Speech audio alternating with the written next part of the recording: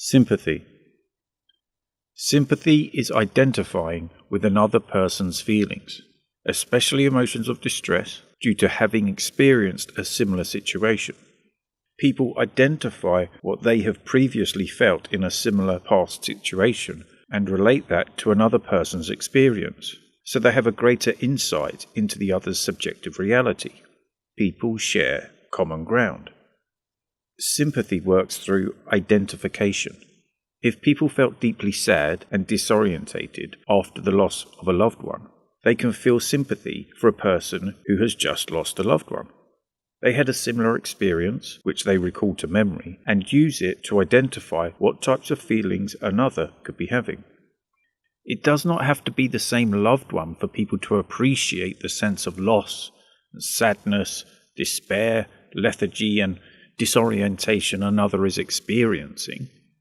People are able to plan for the behavior of others they feel sympathy towards and make allowances that are appropriate. Everyone uses sympathy as a key indicator to see if people are following a conversation or to what depths someone has grasped what they have said. This happens in virtually all conversations, and most of the time people do it subconsciously. In the course of following a conversation, people have different feelings that relate to what has been said. People imagine the scenario and relate it to their experience, and then express the similarities they have grasped. Expressions are compared to see if they match. A match equals an expression of sympathy. Everyone does this. It's the most natural and common way of relating to people. An amazing amount can be gathered from expressions of sympathy. People learn how much they have in common, what types of emotional expressions to which people react negatively, and what ones to which they react positively. This means people can adapt and fit responses that are tailored to the individual, informed from experience. Sympathizing is humanity's natural way of relating, and people do it without thinking.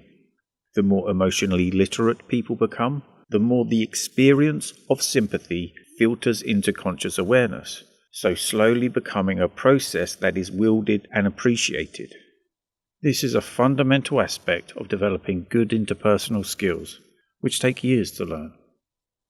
To be proficient in sympathizing gives people advantages in real-time interpersonal situations.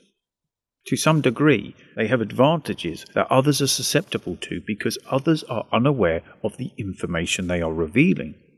Every little expression of sympathy is a potential insight into the behavior and experiences that a person has had. It is an insight into motive and orientation. It tells where people's interests lie and what sort of convictions they have on the subjects expressed. Sympathy is a very natural way of communicating, but it does rely on people having had similar emotions from similar situations.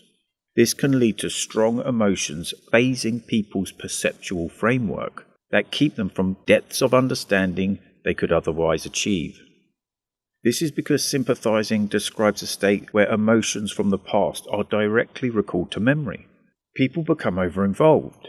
They can distort the communication they are receiving by intermingling it with their feelings and what they recalled from memory. This is the fundamental difference between sympathy and empathy. Empathy does not require people to remember a past event that is associated to their self, their ego. Nevertheless, sympathy makes it possible to identify with someone and feel a much stronger bond of common ground than is achievable with empathy. Sympathy and empathy are often used as if they mean the same thing. This is wrong. The definition of sympathy is a couple of thousand years old and works on having had similar experiences. The definition of empathy is less than 100 years old and means to look at as if through the eyes of another, and does not require people to have had similar experiences. The sympathetic process is performed consciously, but also on a pre-semantic level too. So sympathy instinctively compels people to respond in certain ways. For example, when people see a sad face, evidence shows they instinctively sympathize with the owner of the distressed face. onlookers have physiological responses and expressions to perceptions of stress, and these manifest as overt attempts to help from children as early as 8 months old and adults. The eyebrows and the cheeks are what humans predominantly use to detect sadness. There is a direct link between subconscious processing of such features and behavior. This can be seen as a useful evolutionary strategy that automatically selects a beneficial social response and speedily enacts a bias, emotional and cognitive, towards choosing it.